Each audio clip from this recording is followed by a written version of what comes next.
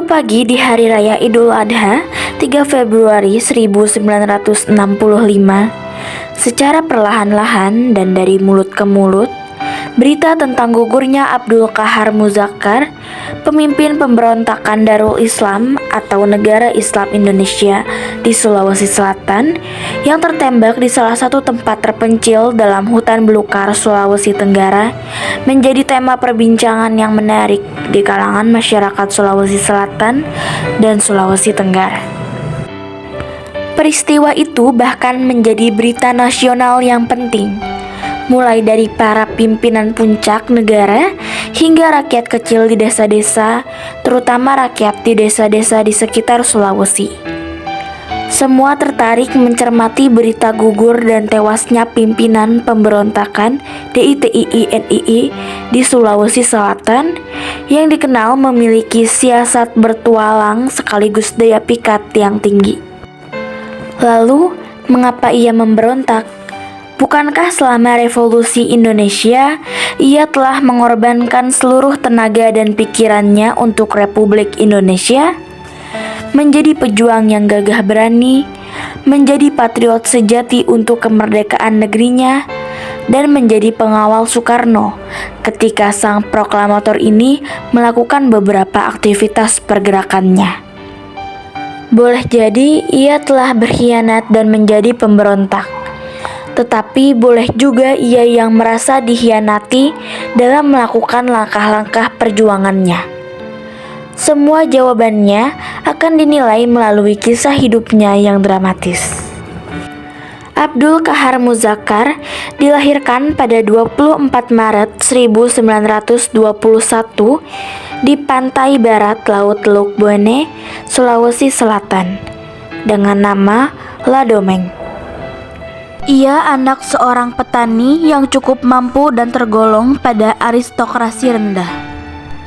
Pada usia 7 tahun, ia dikirim oleh orang tuanya ke Surakarta untuk belajar agama Islam di perguruan Islam, Sekolah Muhammadiyah.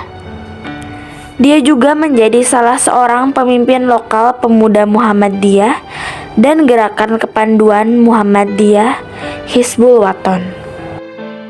Setelah bertahun-tahun malang melintang dalam perjuangan di Jakarta dan Yogyakarta, ia kembali ke kampung halamannya, Sulawesi Selatan, untuk berjuang di sana. Sejak itu, ia kerap bolak-balik Jakarta Makassar untuk urusan perjuangan. Ketika terjadi peristiwa Andi Aziz di Makassar, Qahar Muzakkar bersama Kolonel Bambang Supeno diberangkatkan ke Makassar dan tiba di sana pada 9 April 1950. Pasukan Andi Aziz berhasil ditumpas setelah Andi Aziz menyerah. Pada tanggal 1 Juli 1950,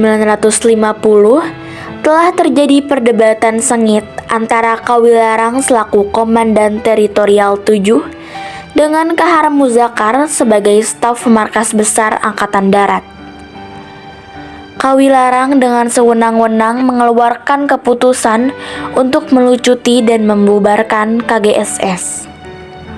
Maka, pada tanggal 5 Juli 1950, Qahar Muzakkar secara resmi meletakkan tanda pangkat letkol di depan Kawilarang.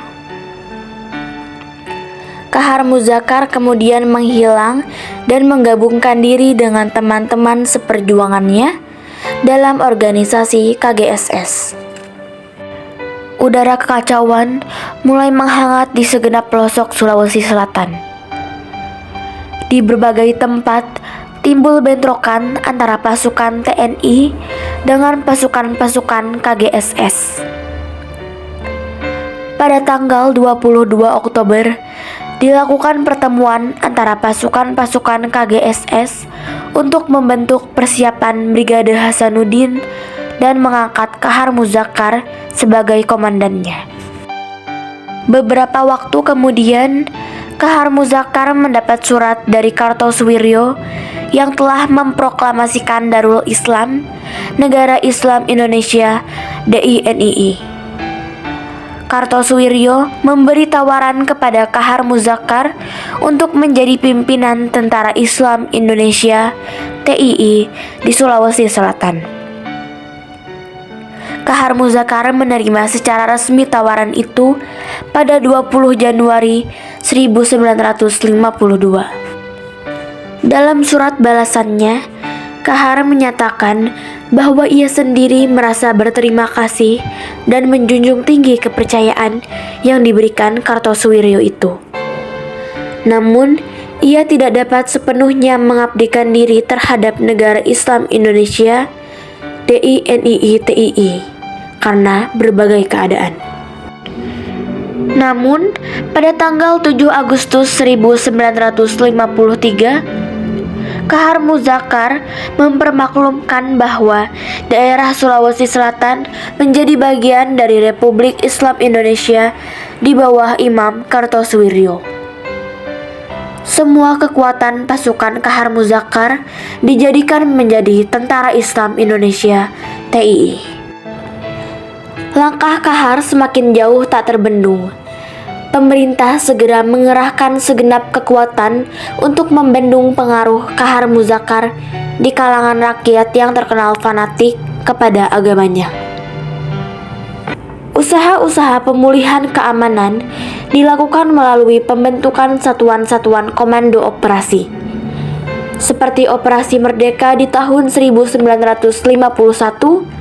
Operasi Halilintar di tahun 1952, dan lain-lain.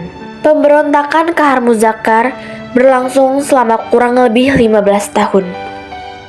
Latar belakang pendidikan agama masa lalunya cukup meyakinkan orang tentang keikhlasan dan perjuangan yang dilakukan tokoh ini, sehingga simpati orang terhadap gerakan Kahar Muzakar menjadi lebih dalam. Kahar Muzakar juga sangat memahami sikap peradaban orang Bugis Makassar. Dengan cara ini, Kahar berhasil menarik simpati rakyat secara luas, dan gerakannya menjadi pilihan bagi masyarakat Bugis Makassar untuk menghadapi kebijakan pemerintah pusat yang tidak memahami etos kultur masyarakat Sulawesi Selatan. Pemberontakan Kahar Muzakar yang memakan waktu cukup lama itu pun kemudian menumbuhkan banyak pelajaran yang menghiasi sejarah politik Indonesia. Kesadaran semua pihak, terutama pemerintah pusat dan TNI tentang pentingnya mempelajari kultur dan sikap hidup masyarakat Sulawesi Selatan, lambat laun berhasil ditunjukkan. Operasi Kilat yang dipimpin oleh Panglima Kodam 14 Hasanuddin M. Yusuf telah berhasil mengisolasi Kahar Muzakar dari simpati masyarakat. M. Yusuf yang juga putra daerah Makassar mempergunakan pengetahuan dan pengalamannya dalam etos kultur masyarakat Bugis Makassar dengan mengerahkan prajurit-prajurit TNI yang berasal dari daerah Jawa Barat, Siliwangi. Pasukan Operasi Kilat ini dengan cepat merebut simpati masyarakat. Pengaruh dan simpati terhadap Kahar Muzakar pun semakin menyusut. Pasukan Kahar Muzakar semakin terdesak, dan pada tanggal 3 Februari 1965, Kahar Muzakar tertembak mati. Dengan gugurnya Kahar Muzakar, maka gerakan Darul Islam di Sulawesi Selatan pun padam.